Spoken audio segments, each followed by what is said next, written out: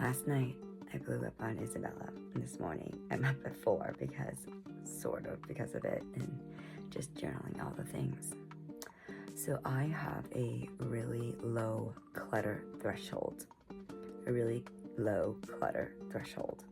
which means that when I see things that are like out of place or like clutter, I get a lot of anxiety. I've had this for a long time. I can have like things in piles, and then to organize later. But if I see a lot of it, it makes me super agitated. And when I'm stressed, it's elevated even more. And I'm a little stressed, like all of us are right now. Most of it has to do with finances. And Bella likes to put things everywhere. And so we've worked on this for a long time, and she knows about this. And when I have these explosions, and yesterday it's like, we have to organize your room. We've got to clear Christmas and all the things. And she's been gone for about a week, but we've had a really intense holiday season, but it's time to clear it now. And her room was just a mess. And I've asked her to clean it many, many times, trying to be patient and give her timing to do it. I'm parenting the Tao Te Ching way, and trying not to be a helicopter mom, and also undoing a lot of learnings that have been inherited from family and other things. Well, yesterday I had it, and I was so angry, and even though I knew it, I couldn't control it. I was like, what is this shit? And then I just was starting to throw things away, and she would start to say things, and I would interrupt her, and it was awful. And I was like, I'm throwing this all away, Bella, because you can't handle it. We came from a small space, and now you have a big space, and sometimes when that happens too much, too fast, then you don't know what to do with it. This is just like people with who win the lottery, for instance, and then they dwindle it. Anyways, I'm going off on a tangent. So I took all of it, and it's all in piles right here, and I cleared her stuff, and I told her I would take it and either throw it away, or I'm gonna put it in storage and then reintroduce it when it was time. And so now her room is this, but there was like a huge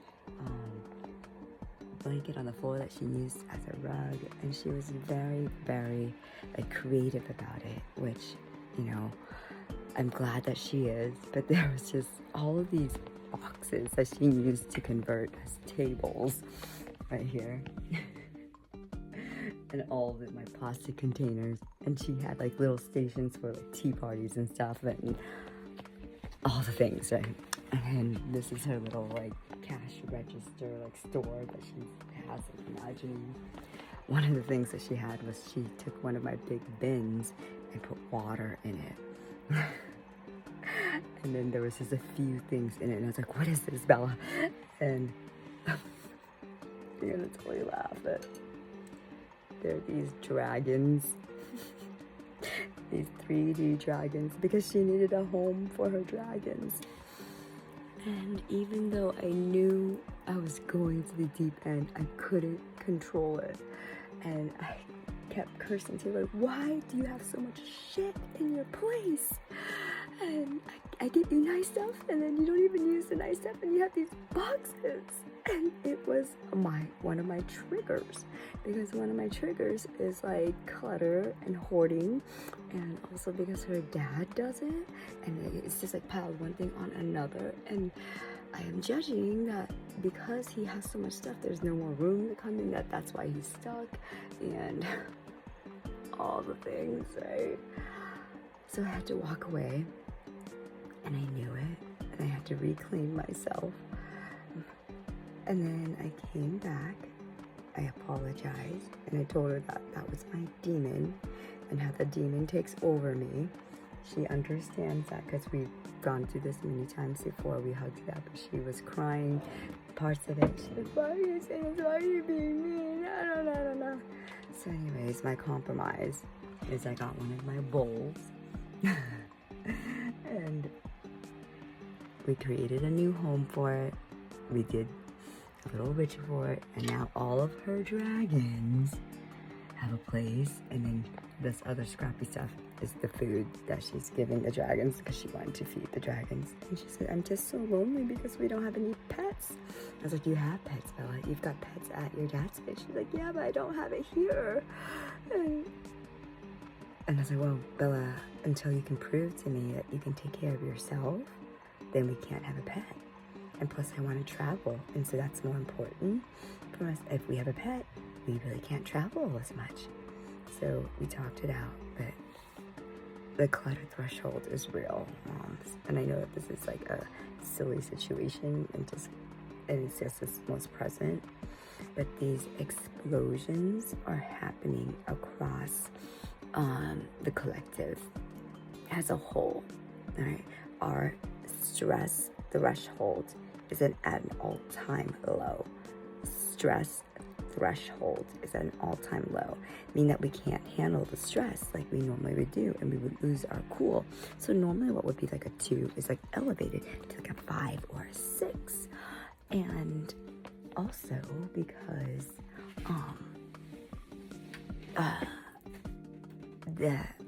these explosions are happening all across, and then we pick that up.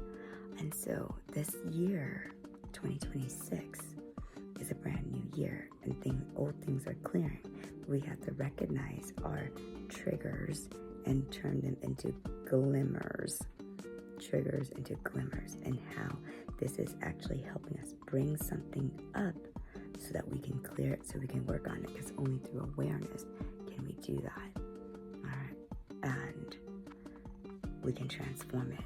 It doesn't have to be a trigger for us anymore, but just recognizing your low clutter thresholds and your low stress thresholds will help save you from the explosions. And this gives me an analogy that my shaman gave me before with the meditation. And it's like you go on this elevator and you go to this room and it opens up the door, and then like this jackalope, in my meditation, a jackalope came and like, oh, we're so welcome, we're so happy that you're home. However, there are booby traps or bombs everywhere. So let me deactivate them so that it doesn't blow up on you and it doesn't hurt you.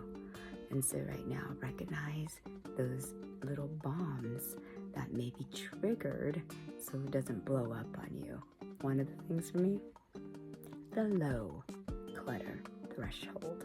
And so what can we do to diffuse this bomb so that we don't explode, so that we don't say things that hurt other people, that do things that hurt other people? All right, so sending you so much love, breathing in through your heart, receiving love. Exhaling love. Get into your heart. Always come back to your heart.